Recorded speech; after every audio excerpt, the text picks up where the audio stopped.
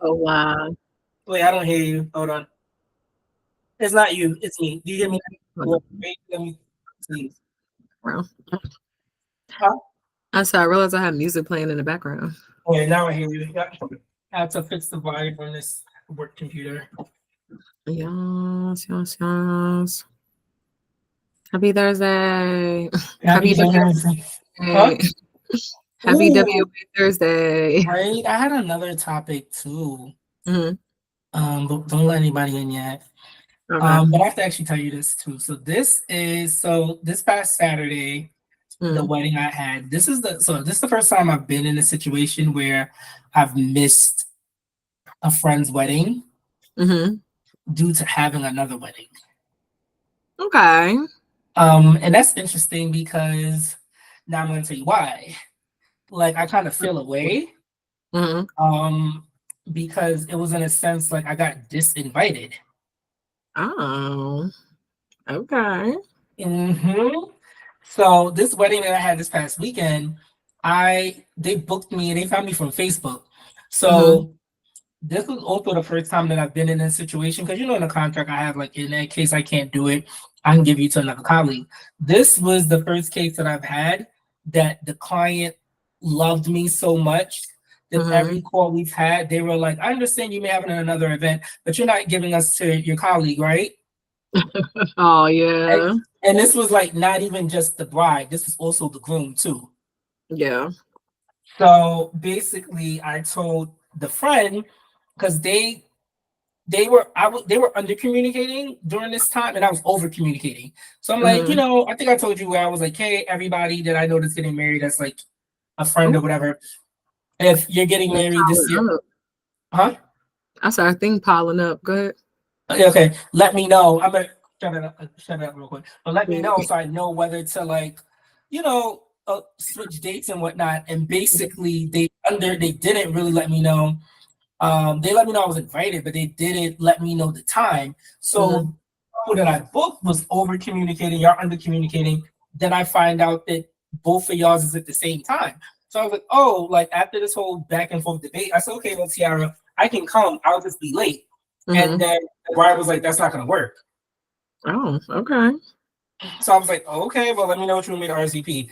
And now we can let the people in. Okay. That's funny. There we go.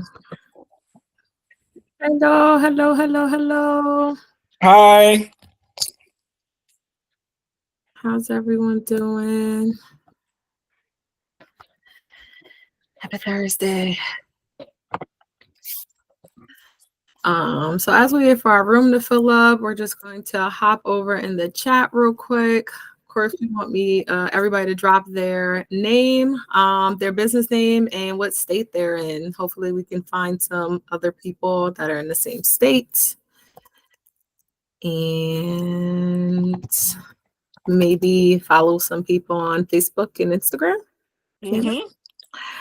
Mm-hmm. Business name is also, feel free to come off of mute. Pretty open forum here. Um, Super excited to be having some good conversations. Me and Norm was like brainstorming, what to chat about. And it's always good when we have our own personal experiences and get to see what some of our officiant peers got going on and how they would handle certain stuff. So I'm excited. All right, we got Texas. Let's see what Minnesota. I like Minnesota. All right, Minnesota. Well, me and Norm is from Jersey. Let me throw myself in here. I've never been to Minnesota. Actually, me either. I'm thinking about it. Where's Um, the chat piece? it should be at the bottom right. If you are on a computer, there would be like a little circle with an eye. Then there looks like two people next to each other. Then it looks like a little box. Then like a triangle, a square. It should be at the bottom, like where you see the red hang up button. Huh. That's interesting. Yes. Well, I'll just raise my hand. Okay. Yep. There you go. play around with the functions. How's everyone's Thursday going so far? All right, we got Maryland. Perfect. Hold on, Norm, before we get started, let me start off by saying this. We thank you for joining us in our space. Our monthly virtual socials is really supposed to be a safe space for officiants at every experience level, whether you have done weddings, haven't done any weddings, have a multitude of weddings under your belt. It's really just sometimes to share, what we got going on in our business, how we can make it better, what our goals are, and how we can help each other. So what I would like to start with is maybe everyone sharing what is there, like what brought them to the meeting today. You just saw it and you wanted to pop in. Like, what do you want to get out of the time that you are spending with us today?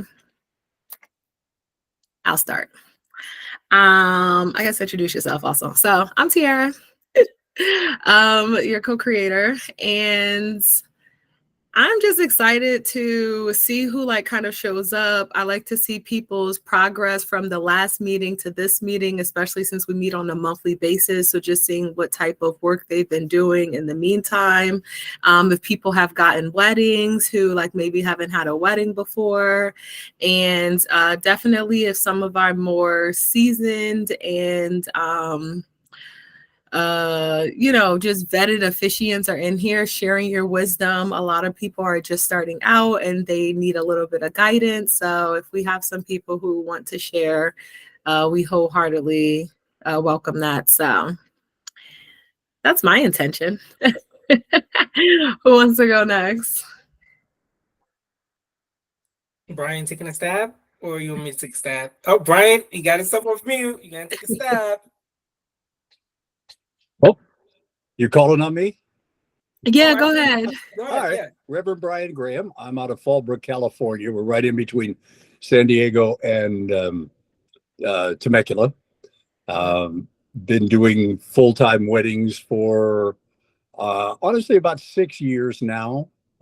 Got to enjoy the 22 largest wedding season ever with 109 weddings in 1 year. Yay.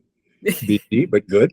And I was just looking at my schedule and I kept checking it because it seems that this week, between now and the 31st, I get 7 weddings. Thank you, God.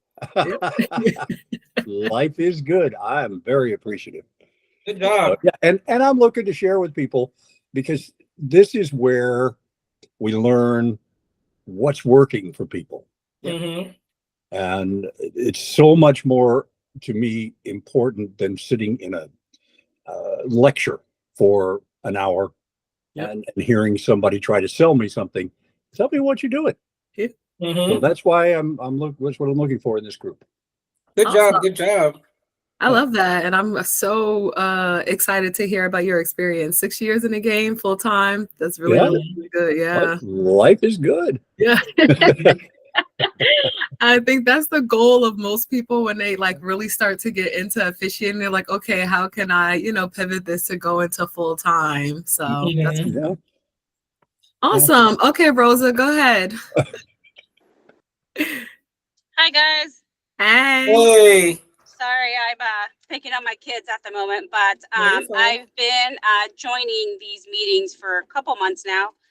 When I first started doing wedding officiating, I've done 5 weddings so far. I'm from San Diego, California. Hey, Brian.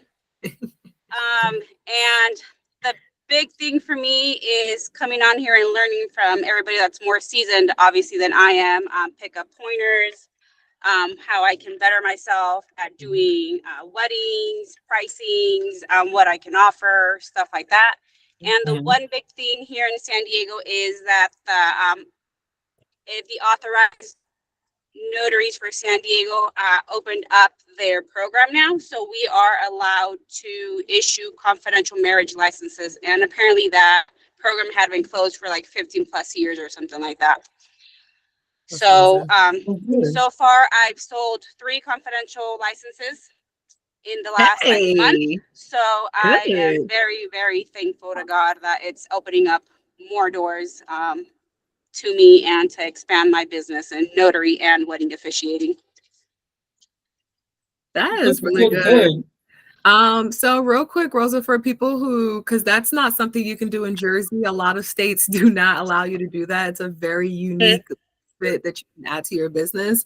But please explain what a confidential marriage license is and like how is it different than what you would do as an officiant?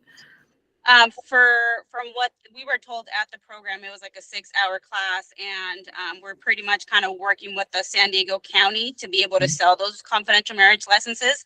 And pretty much the big difference how they described it is that only the bride and the groom who get this license are the only ones that can ask for the certified copy from the county and nobody else.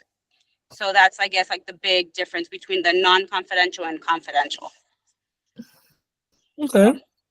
Yeah. That's cool. So that's the big thing right now, I guess, here in San Diego. Everybody's like, No, it's more seriously. expensive to get it and stuff. But I figured it's like, hey, if I'm gonna go all in, might as well go all in now and see where it takes me from here on out. The couple must be cohabitating.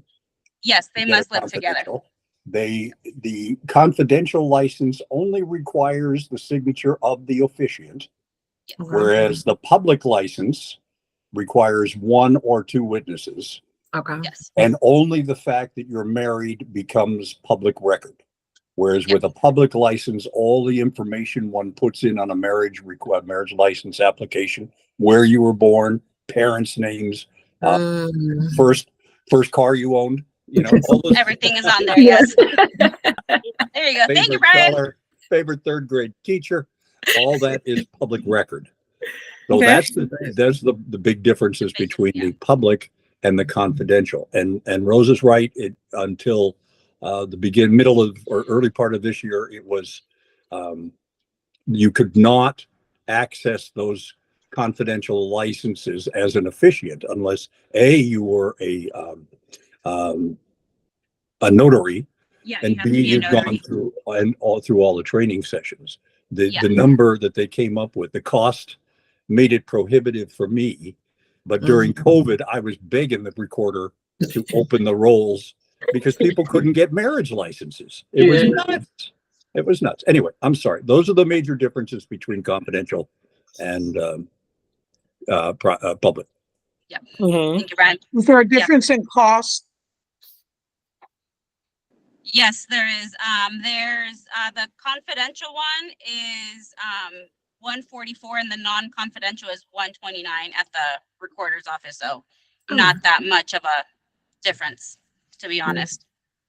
So yeah, so that's awesome. So like one thing about being able to produce that marriage license is that they can now come to you instead of going to the city clerk or the county clerk. So now you're kind of like a one-stop shop. You can produce a marriage license. You are, the officiant. It just allows you to add like more convenience. And then on top of that, it's the confidential piece where if someone is, maybe like an A-lister or, someone who's just extremely private or just has a lot of money and they want to get married very secretly, they'll opt to take that option. And it's really opportunity to kind of like be a higher package because of like the confidentiality like of it, if you wanted to angle it that way. So I first heard about this from an officiant I met in California, and I've never heard of that. And I don't even know any other states that allows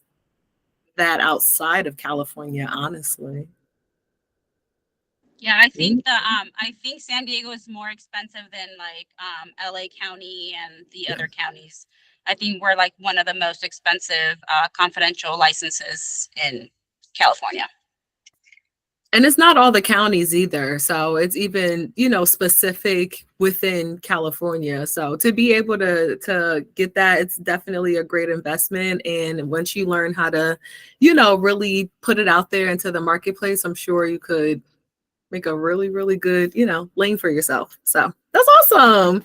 Cool.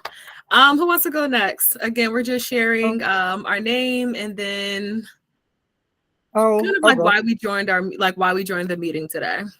I'll go make it, Go ahead, Norm. a Yeah. little more comfortable for everybody. So I'm Norman. I'm from Wed by Norm. I currently live in New Jersey, and I am basically founder of Wedding Officiant Academy. So when you see the Facebook and Instagram group, you'll see Tiara and I like in the ones and twos of the social media aspect. And why I joined, because I feel like as an entrepreneur and a small business owner, you always want to be around people who are like-minded, and not only that, people you could always learn from. So I feel like no matter how seasoned you get in a business, there's always something new you could learn, which is why I decided to join, help, teach, and not only teach but learn, because we can always learn from somebody, no matter how seasoned or unseasoned we are. And I'm just here to give help, give guidance, give tips, give whatever you need as a resource. But I also want to see everyone in here win, because there is room for everyone, no matter what state, no matter what county you're in. So yeah, we're here. Don't be shy, everyone. Say, what you need. Tell us about yourself. Let's see how we can help you pivot by being the best officiant you could be. I love that. Thanks, Norm. All right, y'all. Who's next? We have a super small group today, so no need to be extra shy. Go ahead. All right, Claudia. Hi. So I am Claudia Mitchell McLeod. I am in Florida, maybe about 40 minutes or so from Tampa. So sort of the Tampa Bay area. And I am super new. So I'm a notary. I got my commission last year, but I've never used it. I've never notarized a document. I did finally last week get my business cards, and I have I have a business that's called Notary Near Me Florida, and then I have a domain name called Joy for a Lifetime for a podcast that I started in February, and I stopped it, and I'm going to restart it. So I want to call my wedding business Joy for a Lifetime. So I am here to get ideas and encouragement.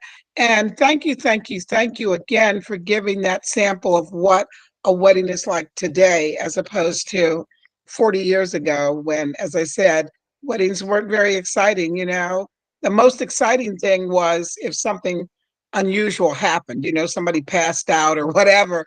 But the ceremonies were very much, they pulled out that black book and read. So I was very excited about the romance that's involved in weddings today. I love that. Yeah, thanks, Claudia. That was good. Claudia was just referring to our last month's meeting. We were just talking about how can you actually hear what a professionally officiated ceremony sounds like? Is there somewhere online, a video, a movie, YouTube and stuff? So I was just sharing, it is kind of difficult to kind of get that information. You can look at scripts, but to actually watch a full ceremony, you can probably find a couple of videos on YouTube, but it's not a lot out there. So I just shared, one of the scripts that I've worked on. So awesome. I love that. Who's next?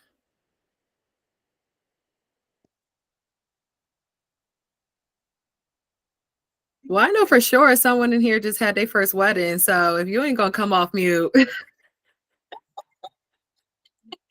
don't like to call people out, but I will. Is it me? Is it my turn? Me. Hi everyone, my name is Simi. I officiated my first wedding, which was really exciting for me actually, because I've never done anything like this before. I didn't think I had it in me, to be honest. I mean, I did, but I didn't, if that makes sense. I'm a midwife in London, and now I'm living in Minnesota, and just completely different. I'm still in healthcare, but this is something different for me. And I have had lots of help from you guys, especially, Tara and Norm. Thank you so much for just spreading that with just done last week. It was really exciting. I think I even put it on the message board kind of thing. And yeah, I'm here because I want to be able to learn as much as I can from everybody, tips, tricks, things to say, things not to say, you know. And yeah, I just love the support that we get in this group. So that's why I'm here. Yeah. We love that. Congratulations on your first wedding. Awesome. It's so silly, it's so small, but it is such a big achievement. Yeah. Thank you. Yeah. I love that. Was there anything that, you know, you wish you would have done differently, or something you feel like you want to do differently in your next one? Well, it was a very, very small, simple wedding. There was about, I think it was less than 10 people. And we, Okay. you know, we were all in one kind of space together. I tried to keep the bride and groom in a kind of a little bit separate to everyone else, you know, where if it would have been like a traditional, like a huge wedding kind of thing, you would have that separation between, you know, your guests, your bridesmaids, you know, your groomsmen and all that sort of thing. But here it was everything, it was in one room kind of thing, but I still wanted to give them that experience that, you know, they're up near me, they're, you know, having their, you know, they're doing their vows and stuff. So I kind of felt like that was a little bit tricky to do, but we kind of figured it out together. But I wish that it had been longer. Like I felt like I wanted to stay more. It was a Mexican couple. They were very young, and they had very little English, but they understood what I was saying. If that makes sense. And I just loved it. I enjoyed every minute of it. They did have a couple of English, you know, English, I should say, American guests in there. So, you know, and they came to thank me afterwards, which was kind of like, oh, okay. They was like, oh, your words were so touching, and it kind of made us feel like the way we felt when we got married. And I was like, oh, okay. I must have said something correct. You know, so it felt really nice. Yeah. I love that. And I want to keep doing that. You know? So it's a special time, a special feeling that you get from doing it. So, yeah. I agree. Listen, here's to many more. Yeah, thank you. Absolutely. Okay. Anybody else? If you want, you can drop it in the chat if you don't want to speak. But yeah, we're going to move on into our first topic. So me and Norm was literally talking earlier, and this is a question for, you know, maybe some of the more seasoned officiants in the room. But I would love to know, do you like bring a microphone as a like a backup? Do you just rely on what the couple said that they're providing?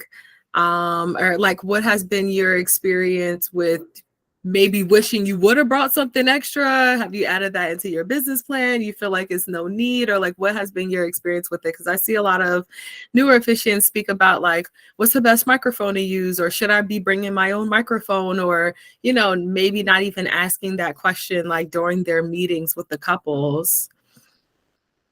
Go ahead, Brian.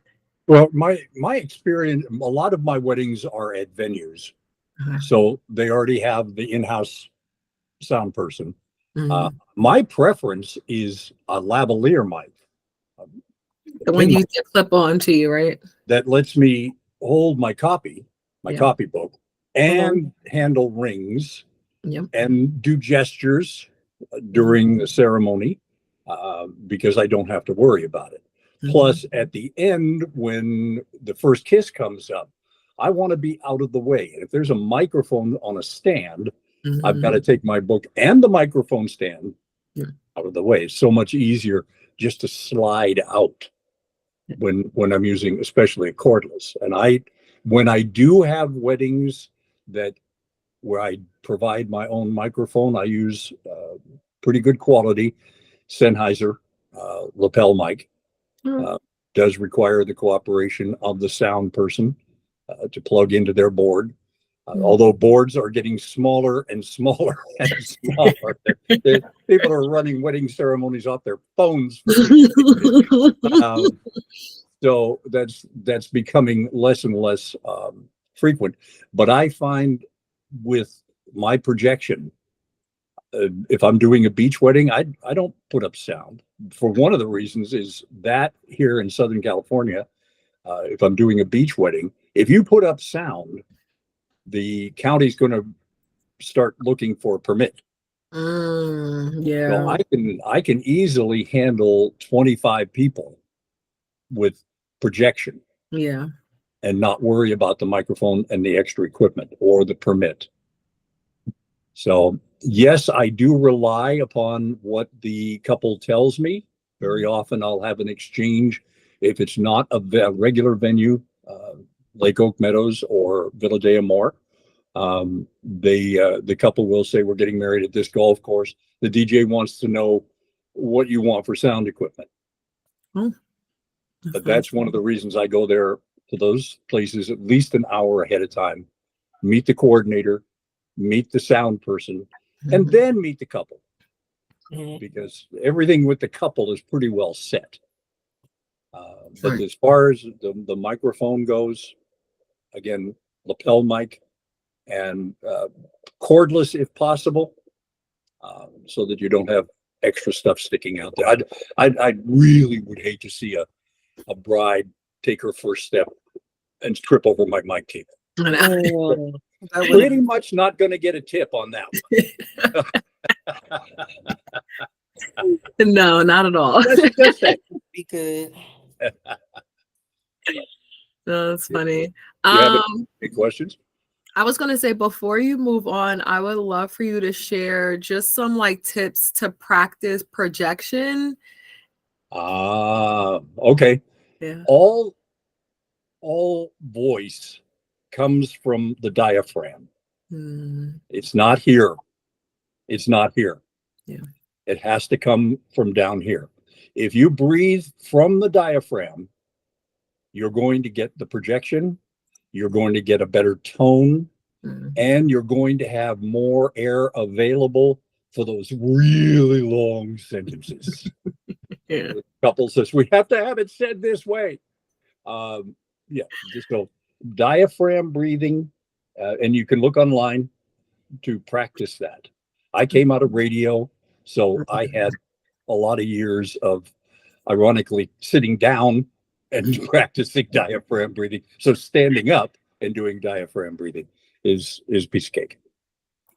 But I do recommend looking into that and making sure your sound comes from down here, not from up here, not from here. Okay, that's a good one. Thank you. Norm, was you going to say something? I was going to say, I actually, well, you know this, Tiara, but I actually added on to my new packaging because I've did some upgrades, but I've added on a microphone. I'm about to put in the chat the microphone that I have. I haven't used it for weddings yet. I've used it for content when I'm posting content, and it has been good so far. But for weddings, I do prefer like Brian. I'm at this point going to call Brian like my family member since we have the same last name. But cousin Brian and I like the wireless microphone, which is great. But I have been in situations where the microphone wasn't available or the microphone turned down and wasn't working. So for me, I'm just like, all right, I'm at the point because I've done a few weddings already, a little few, that I'm more confident in speaking out loud. So I'm prepared for that as well. And like cousin Brian said, it's also good to go early and practice there if you can, which is one thing that I have been doing a lot more recently, because there may be times that you find yourself really not needing the microphone. Like the wedding I had this past Saturday, I didn't need a microphone because it echoed already with me talking. So you don't want audio problems because you're already speaking loud and you have the microphone. So I would say definitely go there, practice, see what works, what doesn't work. But usually the weddings I've had, the couple, when we're speaking in our consultations, that's one of the first questions I'm asking, like, oh, do you have audio? Yes or no? And if you do have audio, they're like the first or second people I'm looking for once I'm there, just to make sure it works. If it doesn't, I already tell them, like, if it doesn't work, it's okay, because I'm ready to project. So I haven't used the microphone. I'm actually putting it in now for weddings, but I do like the wireless mic because it does hide the cord and it looks better for photos. I agree. Okay, cool.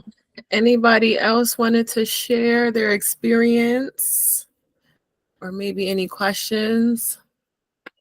For me personally, I typically, if it is, elopement, backyard ceremony, just something super small, super intimate, no microphone is typically present. I'm projecting as well. I also, you have to make a decision while you're there.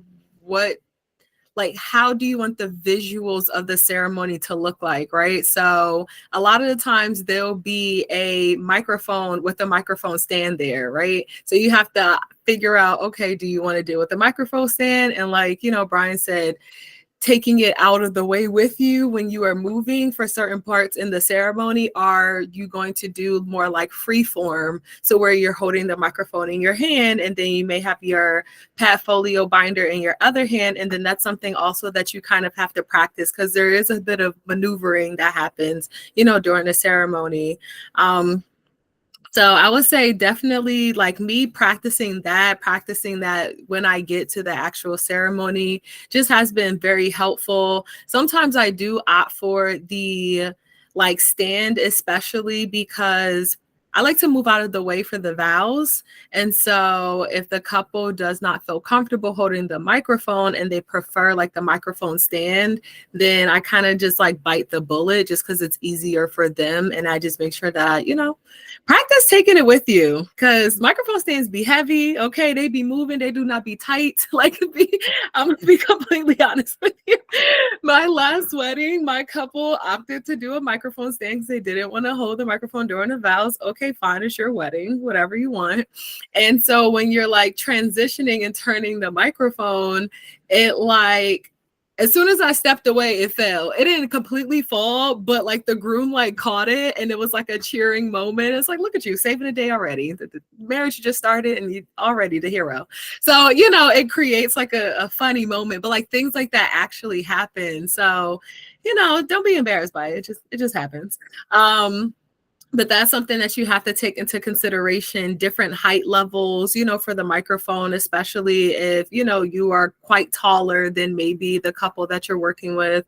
Me, I'm tall. I'm 5'10". I wear heels when I officiate. So I be towering over my couples. My couples are always so small. But I'm more of a handheld person. That's just what I prefer. But I have came across DJs who have the the lapel mics, and I'm why doesn't everyone have this? Why? Why not? And then you have to be mindful that sometimes you're being mic'd up for video as well. So you'll have this microphone, you'll be mic'd up, and then again you have your portfolio and you just have all of these moving parts. So just being mindful, practicing at different levels would be super helpful. But I was just curious if people found that adding a microphone to their package was something that they were actually using. I feel maybe if you specialize in, again, micro weddings, more elopements, just more simple, intimate ceremonies, it could be, beneficial and a nice add-on. But I think when you mostly do kind of venue weddings, bigger weddings, they don't necessarily need that. But what I like to talk about is how do you handle when there's audio mishaps during the ceremony? Because now that be happening. Between feedback, microphone completely cutting off, It's like you're hearing like every other word. Like, how do you handle that as, the officiant, the professional that's up there? Go ahead, Brian. Yeah, that's where it comes into, you have a job. Your job is to perform the ceremony. That's why getting into providing sound equipment, that's going into a different field. Mm-hmm. So since our job is to marry these people, stick with it. If the sound falls out, they can still hear you. Just get rid of that distraction. Go back to the projection. That is not, we want to make sure that whatever we take, we are the best with that technology. One time I was good technologically with microphones and things like that. I no longer am. So everything that is not my specialty, I let somebody else do. My specialty, performing the clearest, most heartfelt ceremony I can. If the technology gets in the way, the technology goes away. Gosh, that's a nice poem, isn't it? Yeah, that was good. You put that on like a t-shirt or something. We as the officiant cannot let technology drive what is essentially a heart-based performance. I love that. You just can't. That's good. That's so good. I love Because that. if you buy a inexpensive sound system and you sell it that capacity to the couple, and something happens to that, now you're responsible. Mm-hmm. And you're not going to stop in the middle of a ceremony and rewire your sound. Yeah. So there are benefits to it, a potential income, but does that income outweigh the possible downside? How I look at it. No, that's a good conversation to have.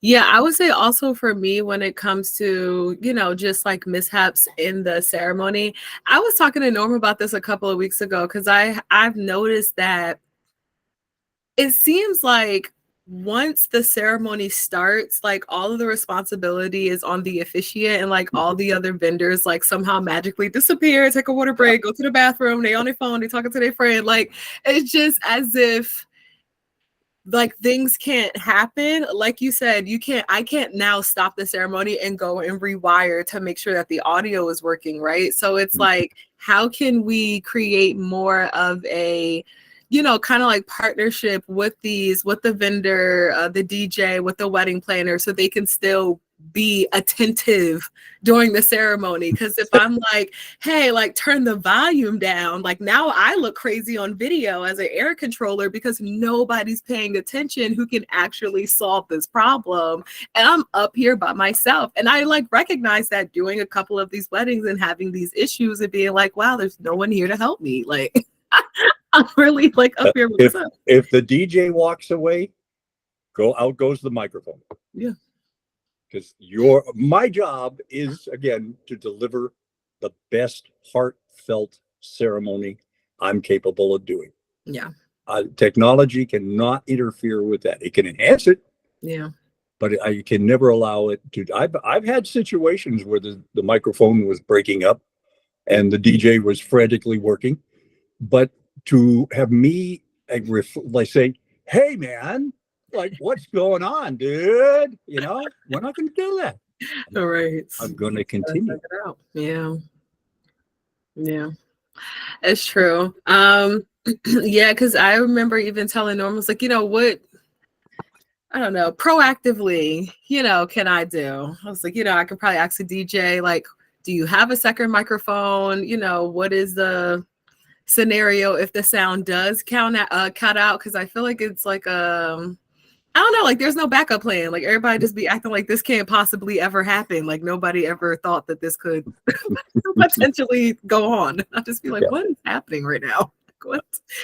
So that's kind of my experience. So that's how I've been, just moving forward, approaching it when I am checking in with the DJ, just like, hey, do we have a second mic? If the sound comes out, the same thing. What's the signal when the last word, said and the beat drops? What is the signal if this microphone ain't working no more? Like, do I got to blink twice? Like, what is it? Because I agree with you. Like, of course we have to push through, but it would be awesome if there was, just a team approach during this time. And I don't think that I am solo and having that experience as an officiant. I feel like a lot of officiants are just like, yeah, when I'm kind of up there, just like, it's a wrap. So I think also with me bringing an assistant to my weddings with me, that has been helpful because they have been the ones to go and like physically, do the kind of footwork that I would need them to do. They recognize my signals, or they understand, that, hey, this sound quality is not that great, or the guests aren't really enjoying this experience because the volume is too loud. Like I'm seeing people grimacing, because it's so loud, but the DJ's inside. And so they're not aware. And there's like this disconnect that is taking away from the ceremony experience. But it's like, hey, it's my time to shine. So that's just be that's my little 2 cents. It's the couple's time to shine. Yes. They ain't enjoying their experience. They can't hear either. No, I'm joking. But seriously, just expect that these things are going to happen. And the best you can do is push through as a professional, pivot, even you'd add a little humor, make a little joke about it, just kind of direct the attention, the energy back to the couple, back to the moment, back to the words being shared. And when in doubt, project it out. Put that on a t-shirt. Not bad, right? Okay. All right, awesome. So I just wanted to talk a little bit about that. What's like a little bit of mic check etiquette, how to handle mishaps with the microphone and little stuff like that. Because again, a lot of people that our community brings in are just starting out, maybe have done smaller weddings or haven't done any at all. So they just get a little support. But with that, I would love to speak about continuing education. Do we go to conferences? How do we continue to develop our craft as an officiant? How do we continue to be better? How we continue to learn the business and the industry, and bringing that type of education piece into our business? Is that something that is important to us? I hope so. Anybody want to take a stab? I mean, of course, joining a community like this one, yes, us, but what else? What else do we have going on? Come on, there's got to be your public speakers. Speak up. This is supposed to be your gig here. Come on. I don't want to dominate this. Listen, Brian, welcome to our world. We just provide the space. Listen, Brian, you go. I think the one thing that I do love about this space and the seasoned officiants that we bring, that we attract into our space, is that they're so willing to give the game. Like they're so willing to tell you what has worked for them and what has been successful for them. And I just would love that you guys would exercise the opportunity to pick the brain, of people who've been doing this for a while. I can ask a million questions. Listen, Brian, I don't want to dominate either, because this is going to be an interview. You're supposed to be the alpha dog here. There is coming up in November in Las Vegas, and I guess some of you are not West Coast, but there is the Wedding MBA. Which is in November. Again, as in my opening remarks, it's nice to go in and hear the speakers who are more than happy to sell you a $600 course. That's all fine. But I find at conferences, it's the opportunity to have a drink, to sit around during happy hour, before sessions, between sessions, talking to others. I had this happen to me. What do you do? Rosie, I mean, I need to be in touch with you, so please get back to me. Yes. But the continuing education, as many weddings as I have done in the hundreds, I find that it is the simplest tricks that make life more easy, that helps my presentation and therefore makes the couple shine. So continuing education, absolutely. You never have this one licked. Never. As long as there's somebody, one of you people is bringing something new to this game. Yeah. So speak up, even though you think, oh, I shouldn't talk. He's done all these ways. No. You're offering me a viewpoint that perhaps I've skipped over. Mhm.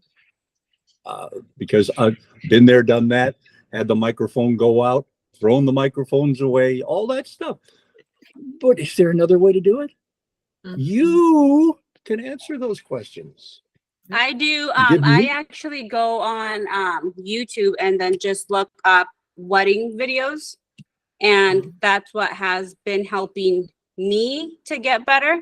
Like I said, right now, I don't have like the amount of money to just throw out $600, $700 to take like a course or something like that. Like right now, like I do plan on getting more education, but right now what has been working is watching videos on YouTube, reading some books, stuff like that are at my reach at this point.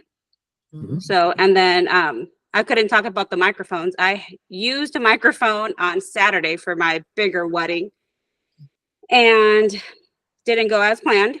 I was holding my book. I was holding the microphone in my hand. I was trying to get rid of a carcass of of a crab that was right next to me. Yeah, and it was just an eventful. And then I was trying to trim the page while not dropping the microphone, and it was disconnecting. And one of my pages like flew away, so it was just like, crap.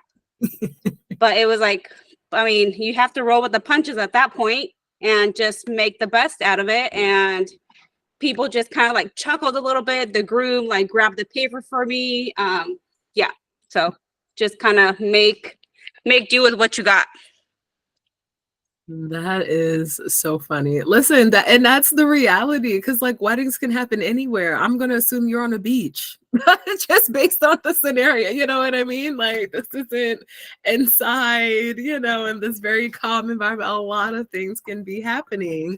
But you saying that, Rosa, just made me think. I'm just curious, and Claudia, I'm gonna let you go. But how are people using binders? Are you using pad folios? Because I see a lot of conversation about that in other officiant Facebook groups where it's like, oh, I use a binder.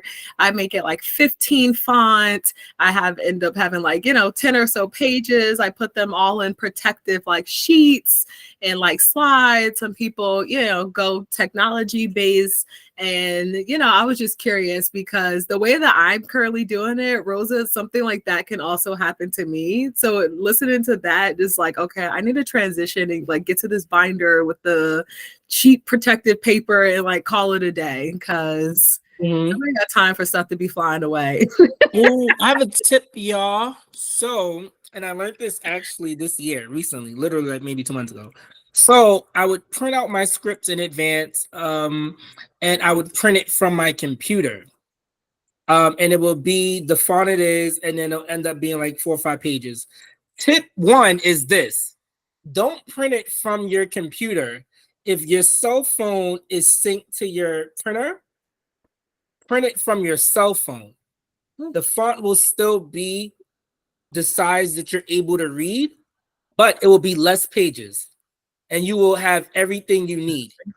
And I've done it 3 times to test it out because I was like, oh, maybe it doesn't. But I read the whole script and I said, oh, this is the entire script. And then I did it for 2 more weddings after the first one. And I'm like, oh, it's less paper. I could still read it. And, you don't have to worry about the flapping and moving it over to go to the next one. So if your cell phone is synced to your printer and you're on Wi-Fi for both the printer and the cell phone, print it from there. Okay. Curious to see what that looks like. All right, go ahead, Claudia.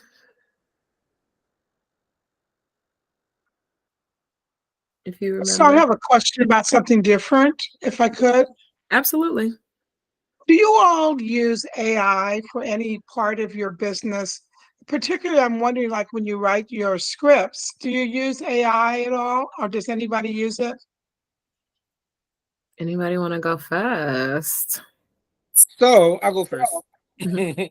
So for AI, I learned about AI last year at a notary conference for NNA, and in the beginning, I was a little skeptical of it. My dad was saying, AI is really good; it gives you ideas. So one thing I will say to remind everyone, AI can definitely give you ideas.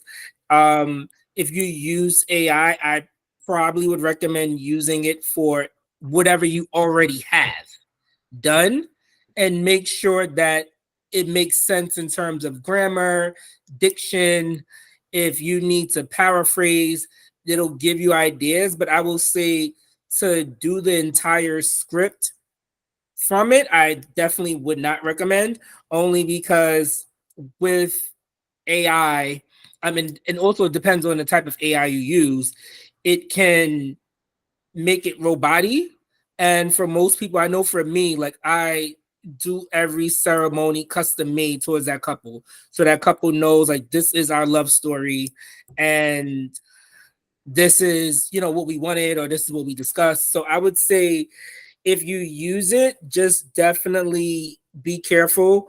If you need inspiration for scripts, American Marriage Ministries definitely has a plethora of ideas that you could use. And what I would do if I were you and you do use American Marriage Ministries, they have a lot of good scripts, but definitely still make it your couple's own or still make it your own as an officiant. You want to start the business, but make it something make your couples realize why they want Claudia versus why they want Brian. Because if you start to sound generic, I don't really specifically need Claudia. I could use anybody.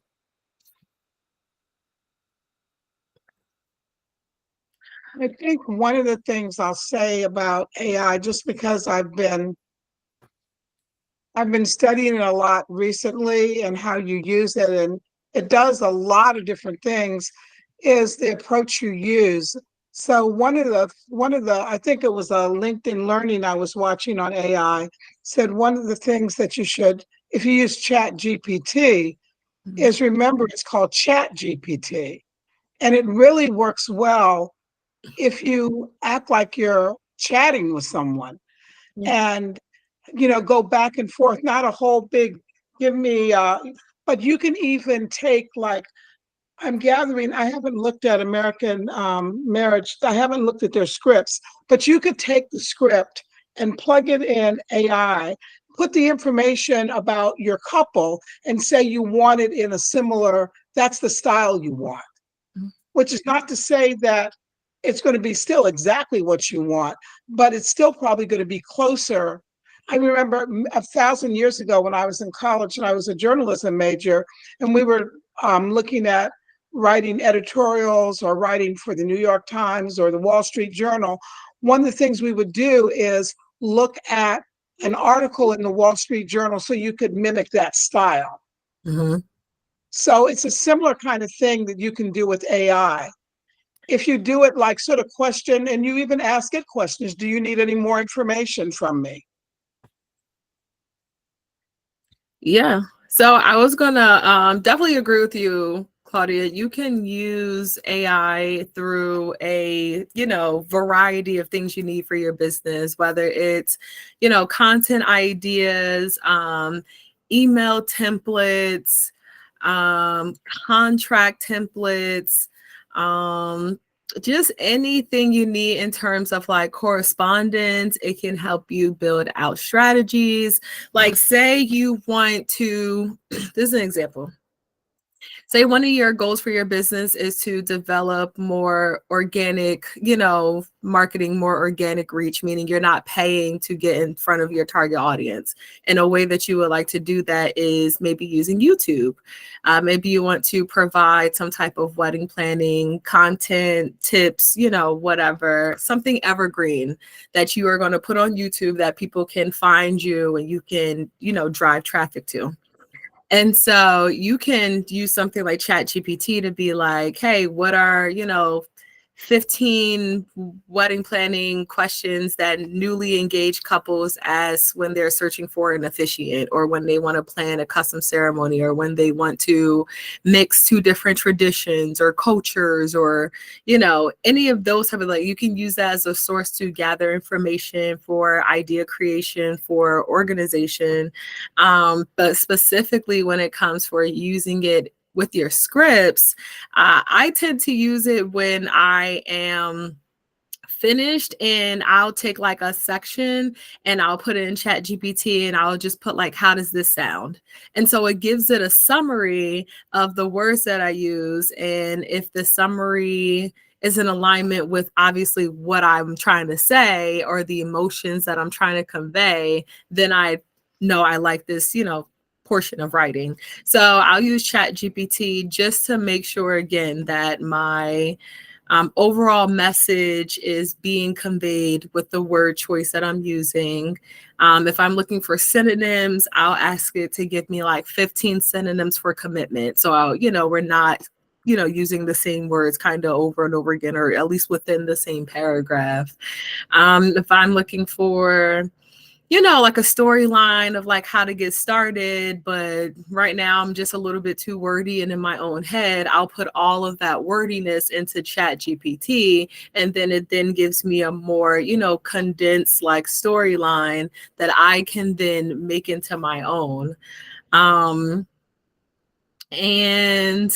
sometimes if you ask it to like tell a story and it's not specifically like all the details of your couple, but maybe it's, just a couple of things that are similar, and it'll create a whole nother story for you. And sometimes you can just take those filler lines and those gap and connecting, lines, and use that as well. But you just want to make sure that, one, you develop your own writing style. So you have your own storytelling style, you have your own writing style, you have the things that you focus on.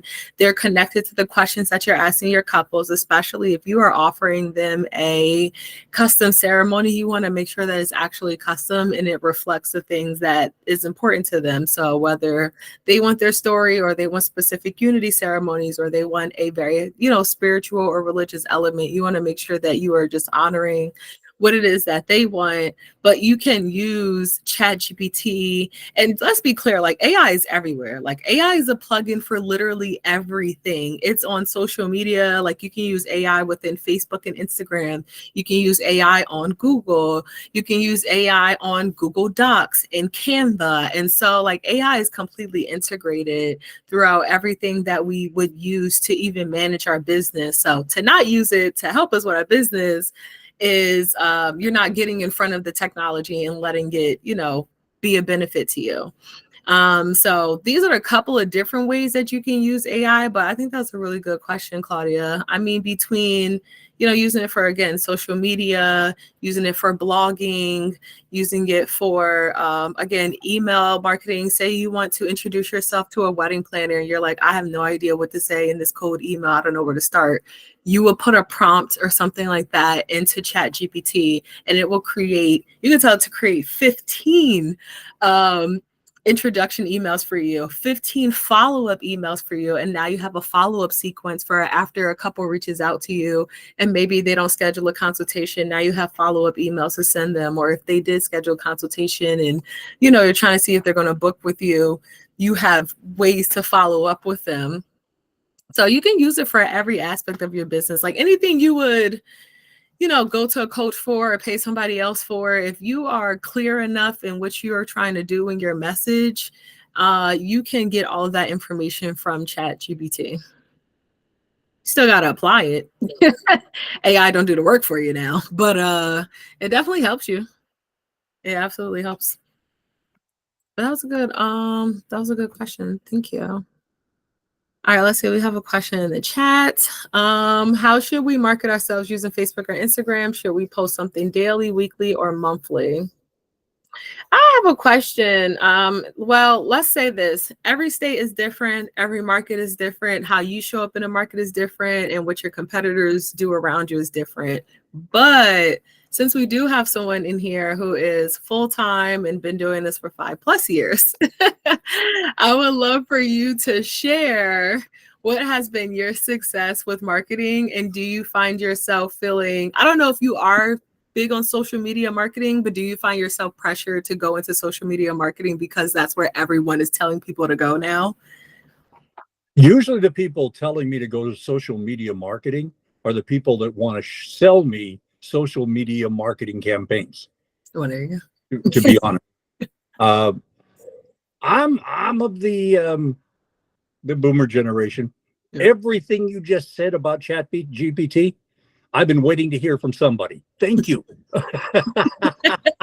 To you, it's every day. To me, it's what? Yeah. You want to make a boomer feel old? Say, yeah, just go to ChatGPT. But anyhow, I post my photos with the couple after the ceremony. Mm. That goes to my Facebook wedding page and Instagram. I have not heard one instance where a couple came to me initially because they saw a Facebook post or an IG thing.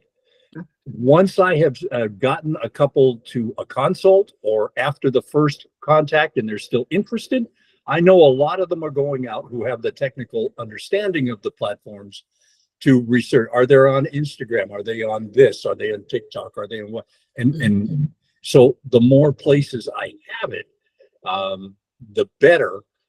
But the majority of my weddings come through personal contacts. I got my 2 venues that supply about 40% of my weddings each year by working with couples who were going to be there and they didn't care for the officiants that were available. They recommended me to the venue. The next 30% of my business comes through photographers. Wedding officiants on a list of just 10 items for a wedding are number 14. Okay.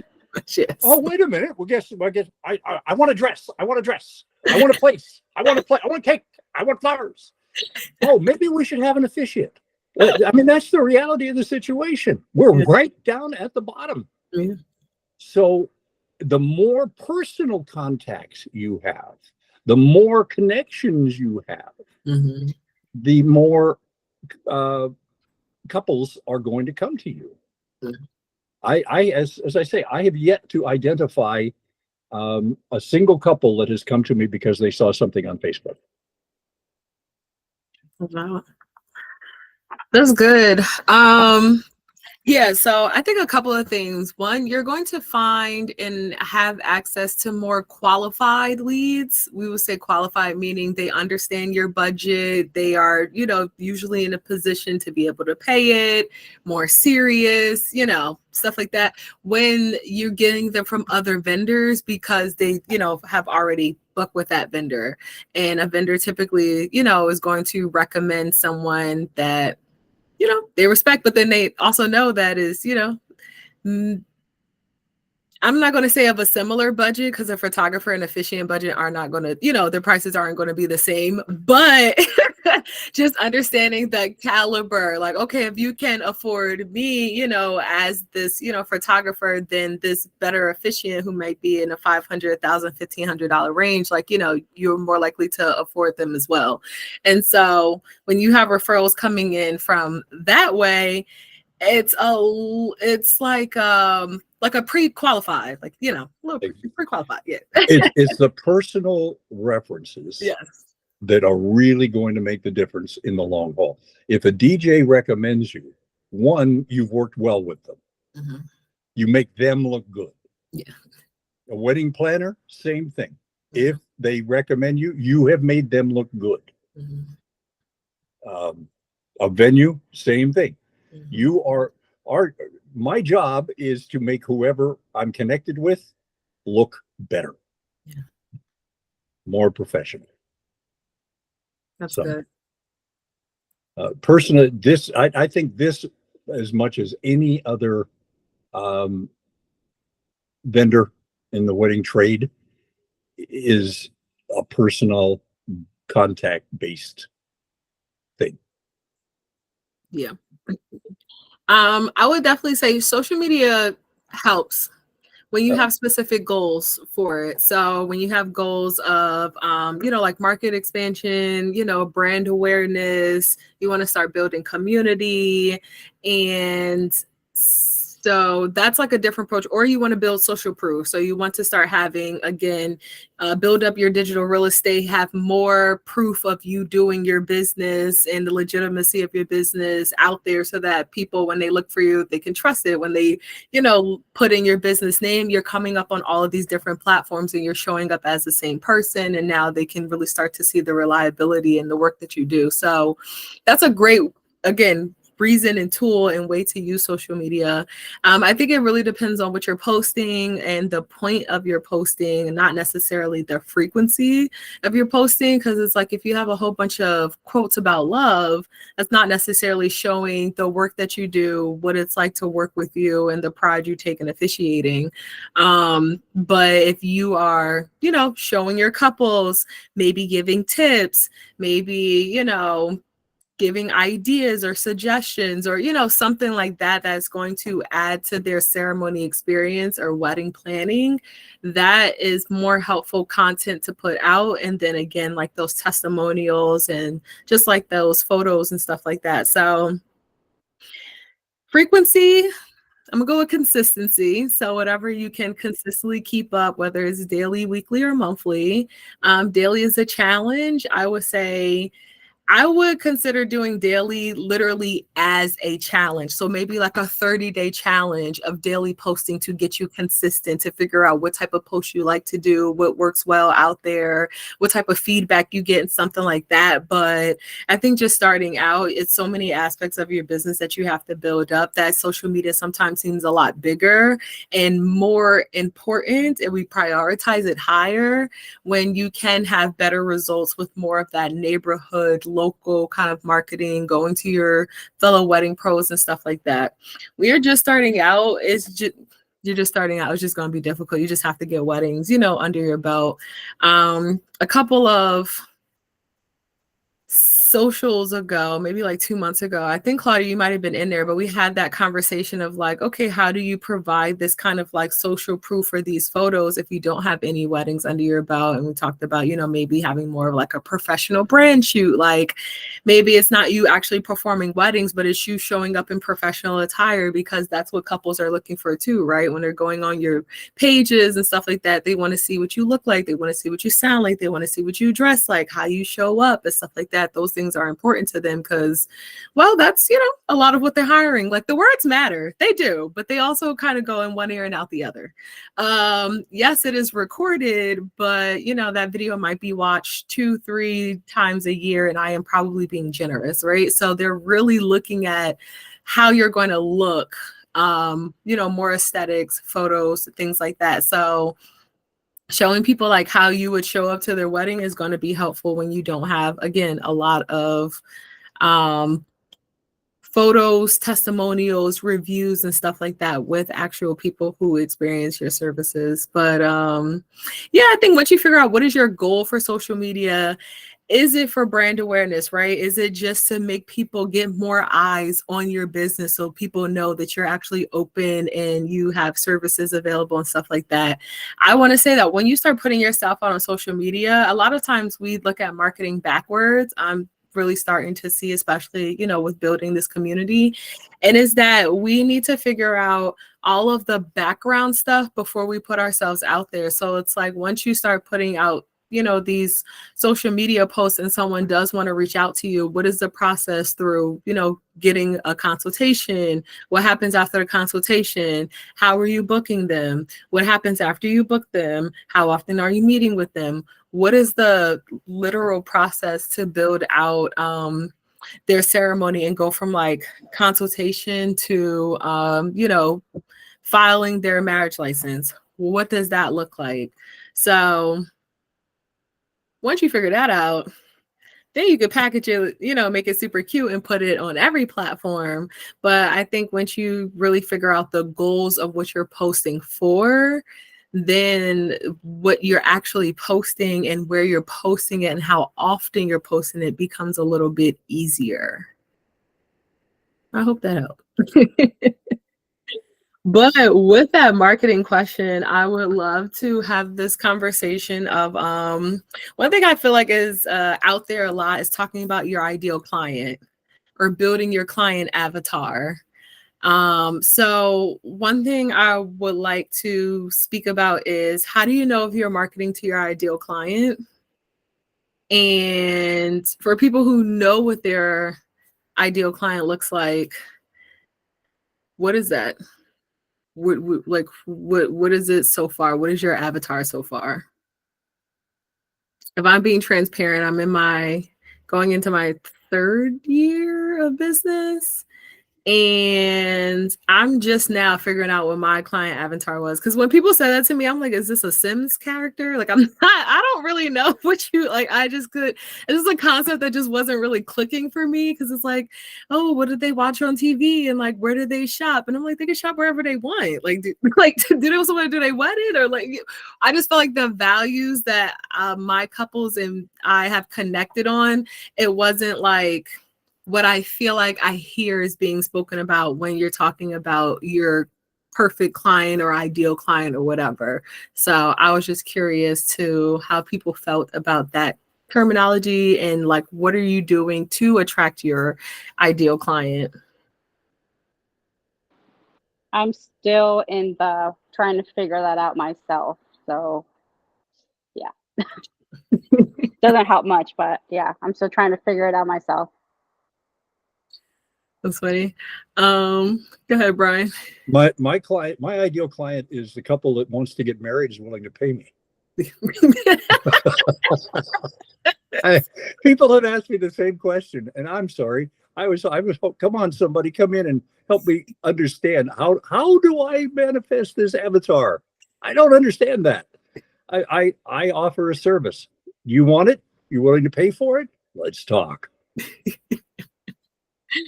Honestly, Brian, I'm with you. I think I started off with you.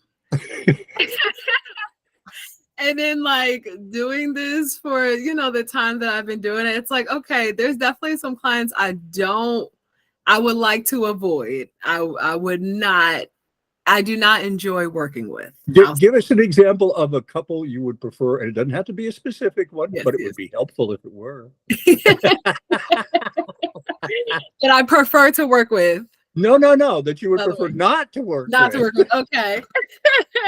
So for me, it is the like super type A brides, like the ones who need to see like every inch of the script. So for me personally in my business, I let you see everything but your actual love story. For me, it's an element of surprise that I want the couples to join in on. So if you're someone who needs to know what I'm going to say, even though you're not going to remember, I know you're not going to remember. And regardless of what's on this piece of paper, it's going to be delivered in a way that you just have to experience. Yeah. So it's like, if that's super important to you, then I'm probably not the officiant for you. So how do you position yourself so as not to attract the type A couple that wants to see every bit of minutia? Yes. So for me, I try to, let that know that that's a part of my process. So if that already turned you off, I feel like you're kind of like, you disqualify yourself if you're already like, nah, like I need to see the script, because there are people who are like that when they're looking at everything that you're doing. They're like, no, I want these elements are important to me. So trying to be clear about what my process kind of looks like, so people who aren't even like excited about it just automatically like turn away. In my video testimonial, so for my couples, I try to do a video testimonial after the ceremony. And so them kind of like mentioning that, like, you know, using those clips and like marketing and messaging, just so they can see kind of like the joy behind it, but then also know like, yeah, I'm kind of serious. Like, you're not going to see it, but here's why. I also do. The reasoning for that is because in my process, I do a couples interview and then I do a courts questionnaire that the couple does separately, and they're not supposed to share their answers. So it just doesn't make sense for me to share with that, share you beforehand when we have this secret element for a reason. I've never really gotten any pushback. It's also something that I sell within my consultation. So it makes couples even more excited to like go along with the, the process, be a part of the process. So that helps as well.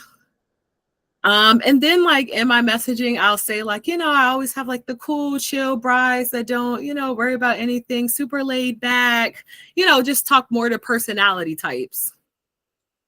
So those are my deterring methods. On my calendar right now for, let's see, I finally got all of my ceremonies in for August. Right now for September, and there's 2, 4, 6, 8. Right now, there's 12 ceremonies for September.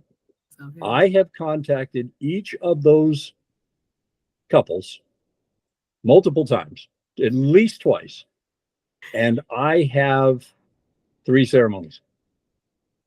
I'm perfectly willing to show up with one of my pre-written elopement ceremonies. Absolutely. The love story thing, that is something they have to purchase extra. And it's an hour with each of them independently. Please, you can ruin the surprise if you want, but if it's not mine. But they do not get to see what my amalgam of that is. And even though I spend an hour or better with each of the couple privately, discussing their relationship, I actually had a situation arise at a wedding where I started into the love story, and I mentioned a couple of events, and finally the groom busted out, "I didn't know this was going to be public." I got no comeback. Yeah. I mean, the audience was loving it.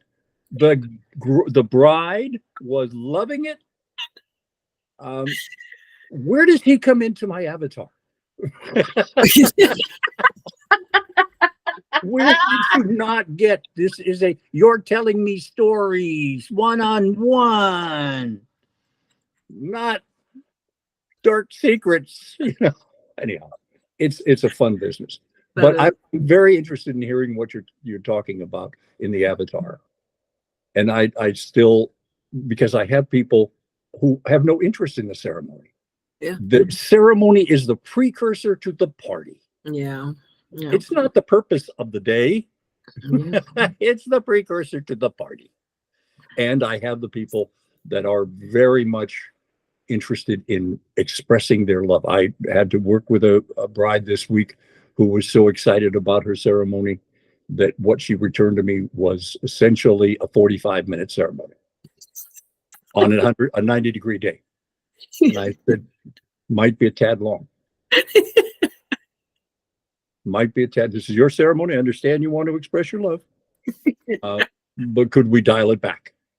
Her return to me was, well, at 200 words a minute, that's only 12 and a half minutes worth of copy. I said, yeah, you've got a poem. You have a repeat after me for the vows, for both of you. And you have 5 readings and a ceremony.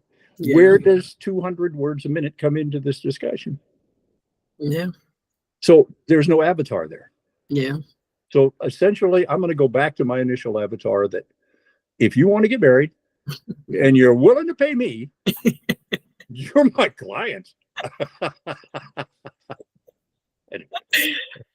But I really appreciate there's so many people have asked me in marketing strategy, what is your avatar?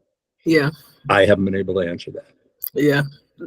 I'm with you. I think maybe if you want to be very like niched and specialized, right? If you want to be an elopement specialist or you want to be a micro wedding specialist, like, yeah, I think that then you start to develop maybe, something more precise. Or if, you want to do theme weddings, or, you want to be a destination wedding officiant or a venture wedding officiant. I think, yeah, once you start to be kind of specific with the clients you or the services you want to provide, then I think like your clientele then also has to kind of get more specific.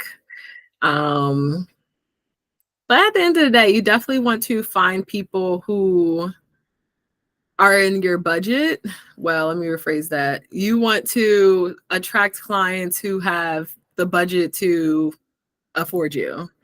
So I think, sometimes that can go along the lines with, some messaging and the way that you are, portraying your brand and stuff like that. But I think for the most part, I felt like, I don't know, I've always felt confused by that like terminology. And like like I said, I feel like I'm starting to figure it out, because feel like I'm starting to attract clients who, have me in their budget and my services in their budget, because I am on, won't say I'm on a higher level of officiants. I would say I'm in the middle, because there are officiants in my state that are way higher than me, like double my price. So it's like I'm in the middle, but at the same time, I want to attract clients who are also in the middle. Or can afford in the middle, and not like, hey, you were a last edit and I only got, $500. It's like, yikes. For pricing, how do you guys like get like a pricing if you're starting off? That's been like my biggest issue with pricing. The last one that I did was like my big one, and I was like so proud that they didn't even say like, hey, you're too expensive. And I mean, mine was only, I charged them $395, which I don't think it's that expensive. But I've had other people say like, oh, that is so expensive. There's somebody else that's charging me $100.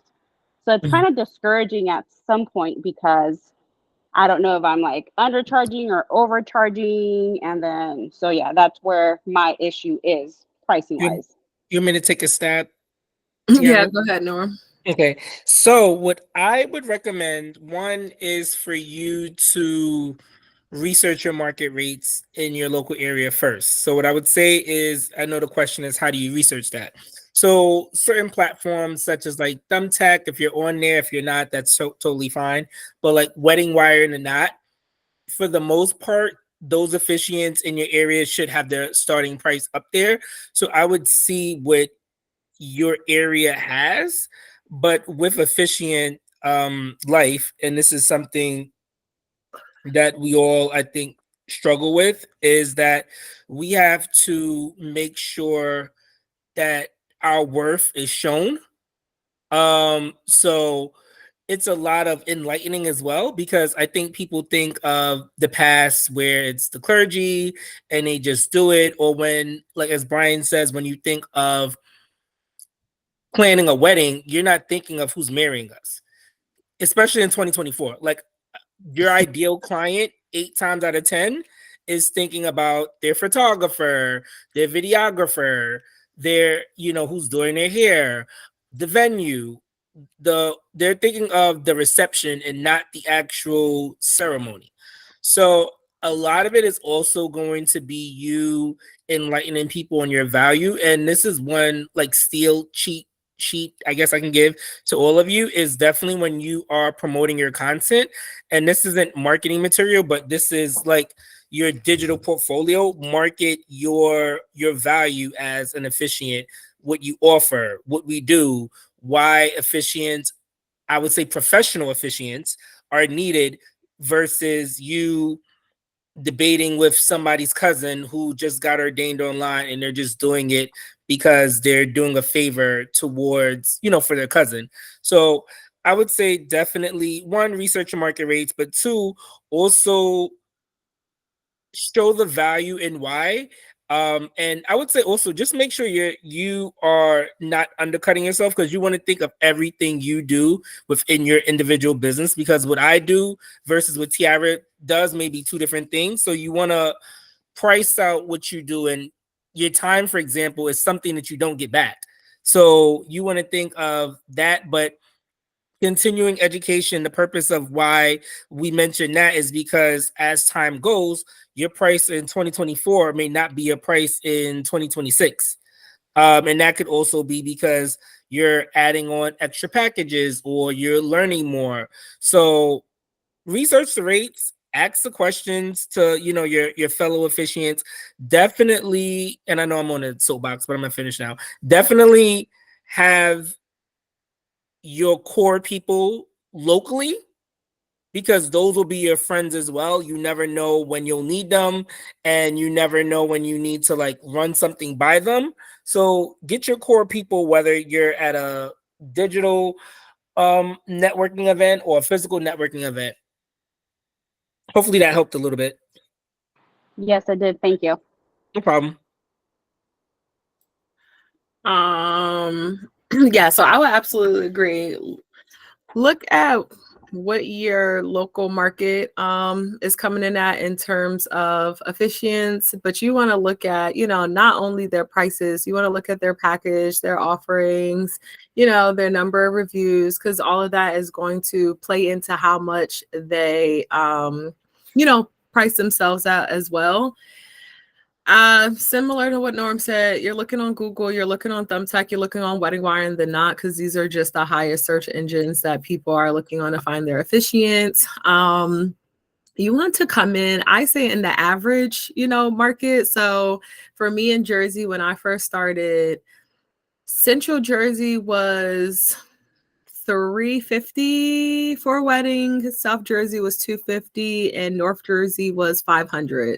And so I'm based in Central Jersey, so I came in at $250 for elopements, $350 for regular weddings, and $500 for your custom wedding and a rehearsal.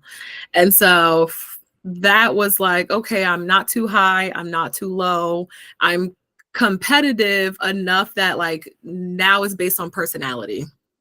Based on personality, based on, me, showcasing my value, what makes my process different, understanding what makes my process different, actually maybe even creating a different process. And so that's what I end up developing.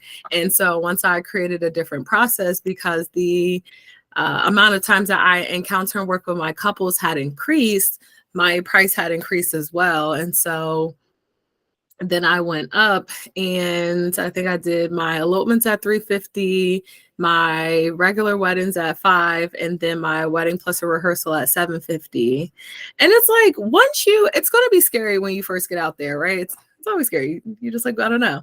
And, once you book your first couple at that price, just know once you do it once, you can keep doing it. So that's, kind of the first thing. So anytime that I've raised my prices, it's always been like very like nerve-wracking. But once you book that first couple at that new higher price, you're like, oh, I can totally keep doing this. Yeah, it's all amazing that they didn't say like, hey, can you come down? Can you give me a discount? Whatever. I offer bilingual or Spanish wedding ceremonies. So I do the one I did on Saturday. It was like one paragraph like in Spanish, English, Spanish, English, Spanish, English, and so on and so forth till we finish the ceremony. In our market, you could easily be charging at least $600. I was about to say, because you can do that. Yeah. Yeah, but down, I don't know what it is, like, but down here, like in Chula Vista, especially, like, not to be mean to my own culture, but it just seems that since, like Hispanic to Hispanic, it's like, hey, we're in the same culture, like you should give me a discount type thing. And that's what a lot of my people's mentality is, to be honest. I mean, I'm not. But and it doesn't matter, Rosie, what price you set. You're always going to get a couple that says you're too expensive. Yeah. It doesn't matter. It just doesn't. You can go out and do a ton of weddings for a company that I know of. You'll get paid $150. Build your resume if you need that for confidence, but it doesn't matter. You may have 5,000 weddings under your belt. You say, here's my fee. I'm bilingual. You're going to the weddings where that's important is where one of the couple is Hispanic and one is Anglo. Already you've gone up. You're not in the hood anymore. Yeah. Okay. You have value. Mm. Believe me, in this market, the number of calls I have gotten that just ghost after are you bilingual? No. Boom, gone. Mm. Yeah. You are in demand. Yeah. Oh, good. Period. That's good to hear. Thank you. And I think in terms of, again, doing that market research, you're figuring out what other people are doing around you, right? Because not every officiant provides the same services in terms of some people have one meeting, some people have multiple meetings, some people don't do any meetings and they do a one-day workshop, some people don't do any workshops or correspondence and they only do like a questionnaire. And so that's like high touch, low touch. Are you having high touch with your couple? Are you having low touch with your couple? That can make a difference between your prices. And then the same thing, how do you want to showcase your services, right? Some people have multiple packages, some people only have one package. And it's just you want a custom ceremony. This is what it costs to work with me. And this is, the only thing that I offer. So you have some variety out there as well. So it might benefit you, I don't know, to offer just a different package style than what is already out there. I don't know. But I would say, play around with it. Again, come in at the average in terms of price point. And really just get your feet wet in creating, because two things. I do get on my officiant soapbox as well. I'm an officiant advocate. I don't like how they be treating us out here in the industry. So I have my own little beefs. But I will also say,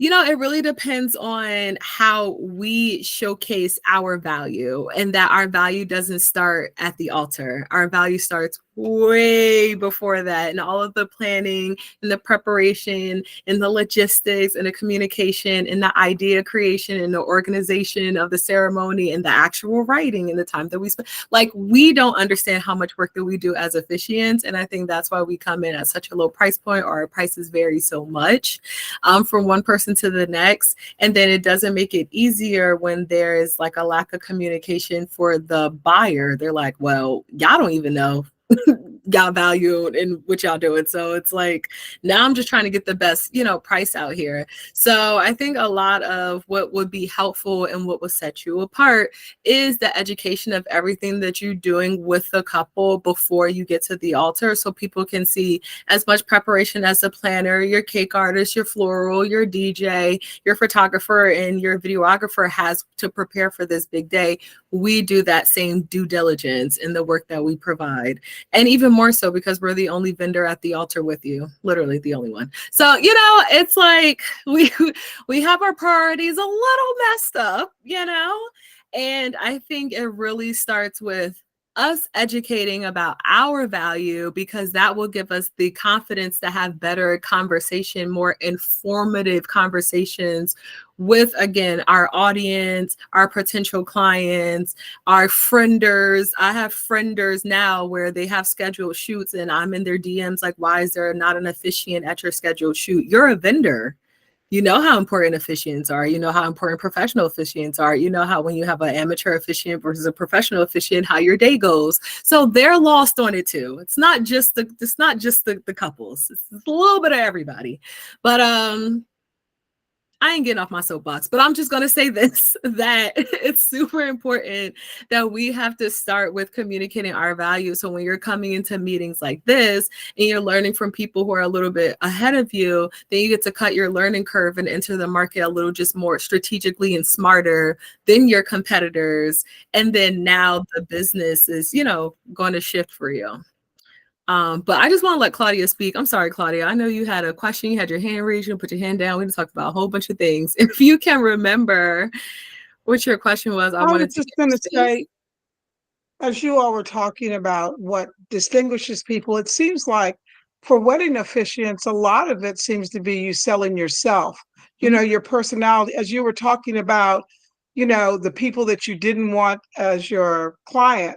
But I think and you can tell those people that this is not going to work. I mean, either you've gone to even if it was like going to a doctor for the first time and you can tell, I don't ever want to see that doctor again, or I really do want to see, that was a good visit, and I think this kind of service, because it is such a personal and intimate thing, and I know there are some people like Brian said that just really want you to read out of that black book and say, I now pronounce you man and wife, and it's done.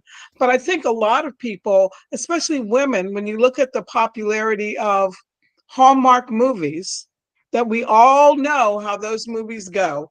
I mean, that romance thing, we know it's just different people in the Hallmark players, but we like that. And to be able to actually have that experience for a lot of people, I think would be super cool, as opposed to the reading out of that black book and I now pronounce you man and wife. So if you sell yourself that way, then I think that gets you the clients that you want, but it's because it is a personal service. That's what I was going to say. You absolutely hit the nail on the head. Everything about officiating is selling yourself. That's why I start to tell people, let your quirks be your niche.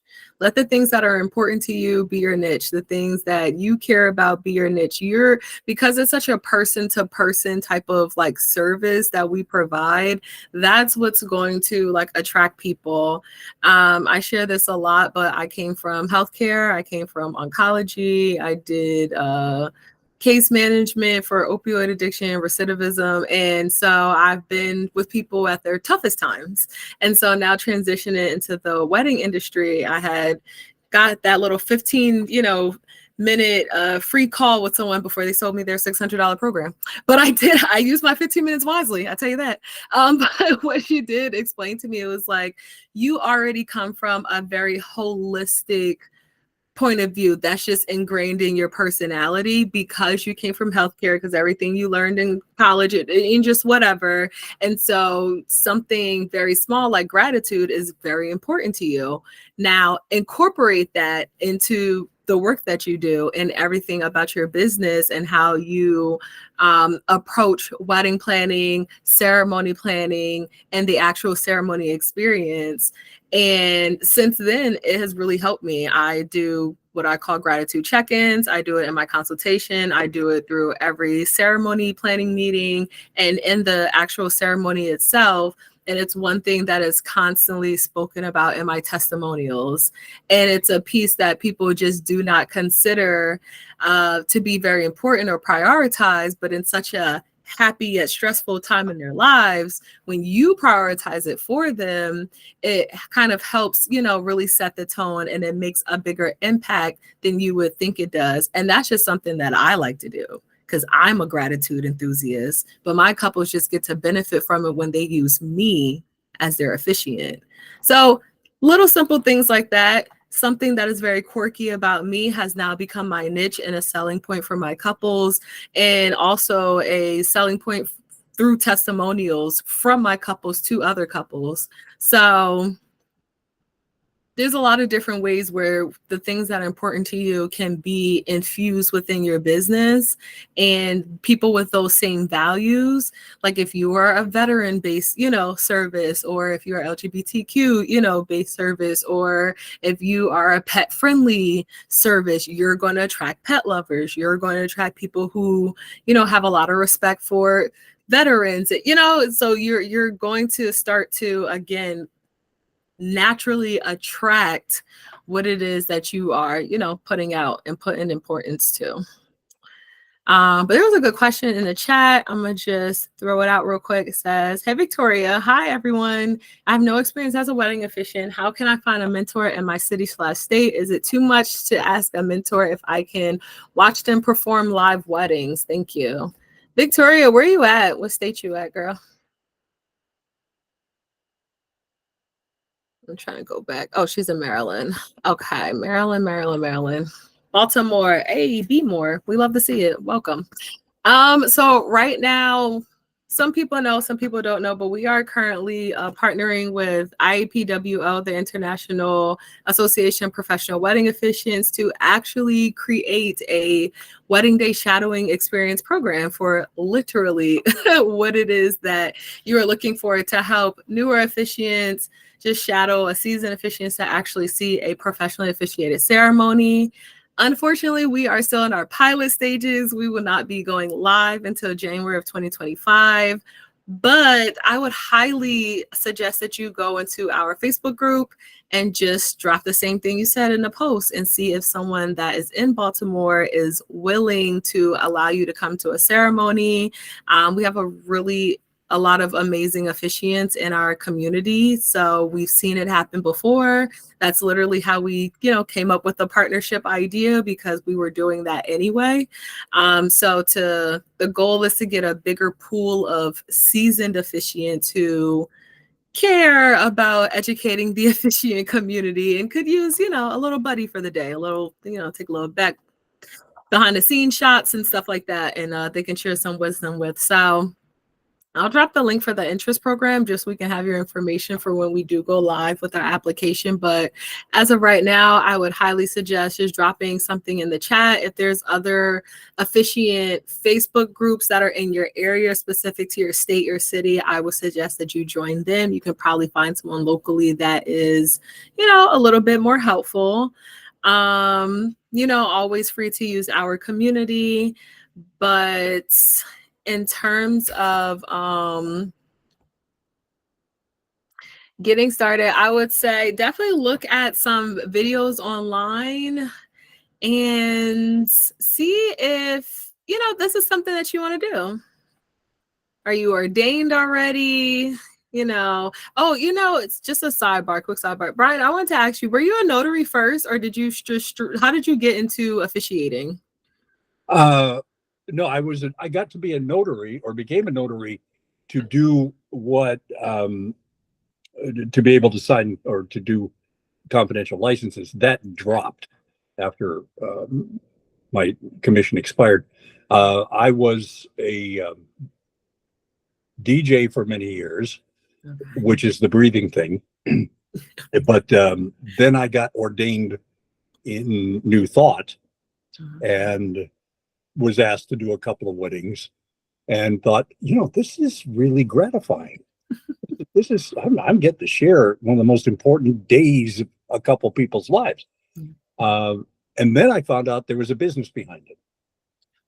So that's when I started attending WMBA, even though it was not in my budget. Certainly the fee for the event is not all that much, but when you add in 3 nights in the Las Vegas hotel and the resort fees, it's $1,000. You're spending a couple thousand. You're spending like $1,500 to $2,000. Exactly. So it was kind of an organic change. People that I always do. I think the question is, what do you want to do here for new officiants is perhaps the most germane. What is it you want to bring to this venue? And really search your heart. If it's a gig, fine. There's nothing wrong with that. But no, that's how you're going to approach it. Yeah. If you're going to approach it where, like as I do, with the feeling gratitude and joy, and I love your phrase, gratitude, enthusiasm, and joy what? Joy advocate. Joy advocate, yay. At the end of the ceremony, if the couple is happy and the guests are beaming, that's what I'm there for. Yeah. If they're not, well, that's my empty space. I recognize that. I'm doing this a little bit for gratitude, for ego justification as well. I get it. But because I'm doing it that way, I'm willing to go the extra mile. Yeah. Do the deal with the bride that wants to see everything. Mm-hmm.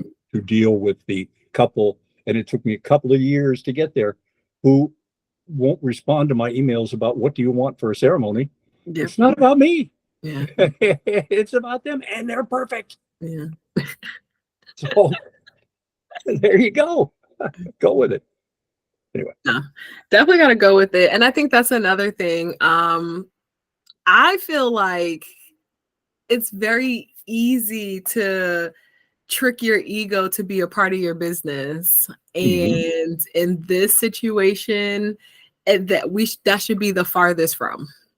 Right. And I know it's a lot of pressure to feel like, I want to make sure I use the right words. I want to make them cry. I want everybody to be, you know what I mean? It's like, I want to produce this really great experience, and it can come from a place of just genuinely wanting to provide that for the couple. But when you get so wrapped up in, what you're providing versus showcasing what they have going on and reminding people that this is like what you are witnessing. Like you said, people don't look at it as like, this is the event that I'm here for. People look at the reception as the event that I'm here for. And for me, I guess my personal goal is like, you feel like that when you get here, but by the time you leave, you're talking about the ceremony stuff. So I'm good with that. I'm good with that. Yeah. Hey, listen, how much longer? I want to hang with you. How much longer do you think you want to go here? We only got 15 minutes. We end at 8. Okay, you're going to go to 5. All right, fine. But we enjoy, everyone who sticks around with us. But yeah, so that's just been, my approach. There was another question here I wanted to address real quick. It came from Claudia, but it was really just speaking to the best ways to kind of get your first wedding. So anyone, in here that has gotten their first wedding, if you want to share, go for it. But I got my first wedding on Thumbtack.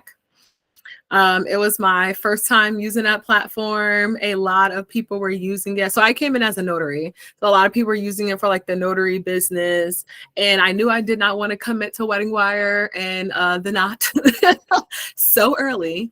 So I definitely wanted to see what it was like, going on Thumbtack and paying for leads. That's one thing I would say. I definitely came in the mindset as an entrepreneur that things were going to have to be paid for. So I know I see a lot of conversation sometimes about,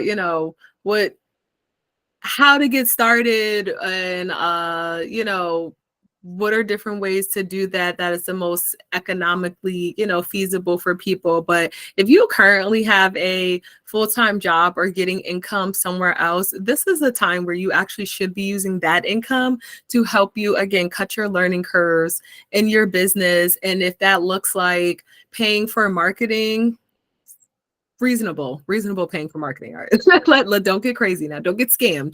But like, again, reasonable paying for marketing to get you in front of your target audience quicker so that you can get weddings, under your belt and build up your confidence and your experience and stuff like that. Then that's something that you should consider investing into, because it is an investment. And it's going to, again, help you just kind of get your business moving forward. So for me, the cheapest way to do it, I'm sorry, go ahead. No, go ahead. The cheapest way is make sure you're on Google listings. That too, yes. That's free. Also it's free, yes. Make sure you're positioned on Google listings in your area as a wedding officiant. It doesn't cost you a penny. Mm-hmm. Absolutely. Okay, now speak to that really quickly. Speak to how to get at a higher listing. What is the behind the scenes work you got to do to get up there? Boy, I spent money uselessly going for click subscriptions till I figured out that was a scam. All you have to do is, if you have a Google listing, register it with Google. Yeah. Make it a business listing. Then they will send you a confirmation. You provide them with images and the information. And when somebody Googles my address, my wedding business comes up, even though I've only done about 10 weddings here in 6 years. But it shows me that anybody searching for wedding officiant is going to have me come up. Then if you want to go in for the ranking game, that changes daily. Mm-hmm. Google's algorithms change constantly. Absolutely. So you just have to be there. First thing to do is show up. Mm-hmm. Yeah, I would agree. If you don't show up, I gonna. you're not going to win the lottery unless you buy a ticket. Okay. You're not going to get your first listing unless you do it for a friend. Yeah. And that's obviously the first wedding I actually did outside of a church setting was through a friend of a friend. Mm-hmm. Again, this is a very personal business. Yeah, it is. Yeah, so definitely Google My Business, like Brian said, is free. You can do a little, a very simple website. They give you a template. Yeah, you can, it's not a lot of, you can't personalize it too much, but something simple to kind of get you started. You can post photos on there. You can put updates on there. So from my understanding, listen, I do not, work for Google or anything like that. They can switch up on us like anybody else. But you're not an affiliate? Yeah, no, I'm not. But yeah, but you like posting, is supposed to help you within the algorithm. Getting reviews is supposed to help you within the algorithm. Having your services in there, having photos in there, having products in there, just having a complete profile altogether is supposed to help you within your algorithm, or their algorithm as well. But just having that just from the beginning is going to be super important, and just establishing what feels like legitimacy in your business, especially as a couple who is researching and a lot of other people are popping up. Right, so that's definitely one. And like Brian said, it's free. Something like Thumbtack, you do pay per lead. The amount changes per lead. So something like, so what that looked like for me for my first wedding was, I think I paid maybe $20 for my first lead. And the thing about Thumbtack is, they can reach out to you and they can reach out to other officiants as well. Everybody that person reaches out to gets charged. So if they reach out to me and Norman, both me and Norman get in charge, whether they go with either one of us or neither of us. So that's the first thing you have to consider with Thumbtack.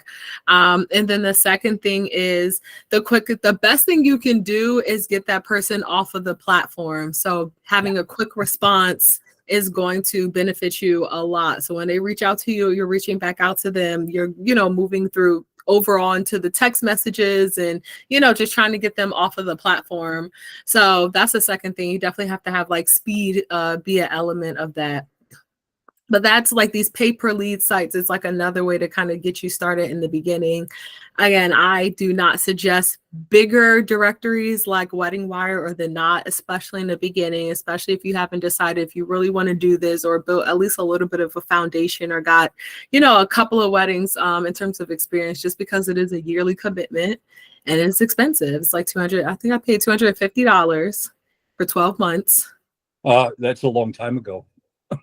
Yeah, no, it is. That was in 2020. That was in 2022. Yeah. And then for 2023, I, luckily got a part of the fellowship. Norm is a part of the fellowship now, so he no longer has to pay for his listing. So we got lucky. We got a year free. And then I personally chose not to renew. So hey, especially for the younger people, scams. Yeah. The most common way I see scams, and Norman, you've seen them. I know Tiara has. Mm-hmm. They reach out and say, we have a wedding coming up, usually within 2 or 3 weeks. Yep. And the first contact is well written. They'll say, we have a wedding, and it's in your neighborhood. And there's going to be 25 to 50 people. We'll need you from 2 to 4 o'clock. How much would you charge? And you respond. And the next contact is less well written, but it almost always includes the phrases, your price is more than reasonable. Where do you live? Yes. And send me your address because we're going to get a certified check. Yeah. And I went for that twice. Mhm. You give them your address, a certified check shows up, but it's instead of being for $400, it's for $2,400. Yep. And they explain carefully, oh, my uncle, who has to be out of the country, sent us this check for to pay for the hairdresser and the DJ. Would you mind cashing it and giving us the money? Yep. Well, you go ahead, and it's a commercial account.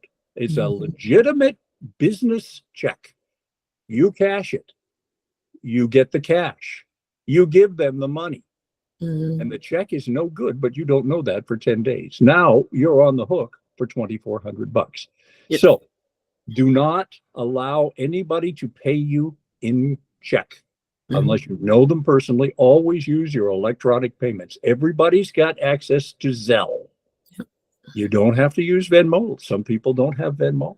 Zelle is with every major bank. Always get your money, a portion of your money up front, and some remainder of your money before the wedding. No checks. No, we'll pay you the day of. Those scams are, if they spend as much time doing legitimate jobs as they do trying to take our money, they'd be wealthy people. No, that's absolutely true. And you do have to be careful. And that is an extremely common scam. Like, I mean, word for word, you will see it in all the officiant Facebook groups, other, conversations with officiants, and you will see it yourself on multiple platforms. Now, Wedding Wire and the Knot has a really bad rep right now for getting a lot of scams, unfortunately. But it can it'll pop up anywhere, and it's literally, I mean, Brian, like, nail on the head. It's the my uncle is paying for it. It's the paying out other vendors. It's, can I get your address? Can I send you a check? The amount's going to be more. Can you give us the balance, and yada yada. Yeah, it's foolish. Yeah. Straight foolishness. So definitely be extremely, extremely wary. Create whatever your business practices are as well. So I think that's one of the things that I did take a lot of time in the beginning of developing my business when I was doing market research, is I was going around and I was looking at how people were collecting payments, what were their boundaries within their business, especially when you start to get into conversations of deposits and, how much you want up front versus when the balance is due, whether you want it fully up front, how do you go about setting up your policies and your procedures within your business? So taking time to do that is going to save you a lot of headache in the long run, because people will, try to play around. They understand this is a very wealthy industry and they want their piece of the pie. Yeah. So, all right, guys, we are about 3 minutes out. I wanted to leave this space for just a little bit of like announcement, last minute questions, things like that. So first you'll get like an email from Luma just asking you to rate the social. If you can give us a 5 and something you learned or just something you were excited about or whatever. We like to get more people into this room, into the space. We do this on a monthly basis. So our next one is, Norm, I don't know if you know off the top of your head, but it's definitely in September. It is absolutely in September. It was always on a Thursday. So, our Facebook group will be trying to remind people to sign up for that. And then lastly, if you are interested in that Wedding Day Shadowing Experience program with IAPWO and us, we are looking for mentees and mentors So just gonna throw that out there as well. We would be happy to bring, people in. For our mentees, there's a little bit of a, membership requirement before our mentors, because we understand you're volunteering your time and your expertise. Obviously, we're just happy to have you. So the more people, that we can find, the better. So even if not yourself, but somebody else, please, let them know we are searching. And then as always, we are here to provide tips, tools, strategies, and support to, build a thriving officiant business, better your craft of officiating, and, provide space for professional networking. So a little bit about us in a bow. Norm, did you have anything to follow up with? No, I would just want to say definitely as fall is approaching, everyone get out there, contact Tiara and I. We are resources if you need any guidance or any help. I would also just say definitely network with your local officiants in the area, because you never know how they could service you. And just encourage a friend to bring a friend to bring a friend. And I would say just continue to strive and learn and be the best officiant you could be. And it also keep in touch with the Facebook group, because the Facebook group has a plethora of information. Like, I know there's going to be times that people ask questions, and most of the resources are in there. So definitely, if you have the question, somebody else may have it as well. So it's either in there, or if you don't see it, definitely don't be afraid to ask. And looking forward to see you next month. Yes. Okay. So thank you for thugging it out with us and sharing your Thursday evening with us. Hope you took a lot of information. Awesome sharing. Next month, come with some things that, you've took from today, you've put in the work and executed, and you are ready to tell us about your wins next month. That's what I look forward to. All right. Bye, guys.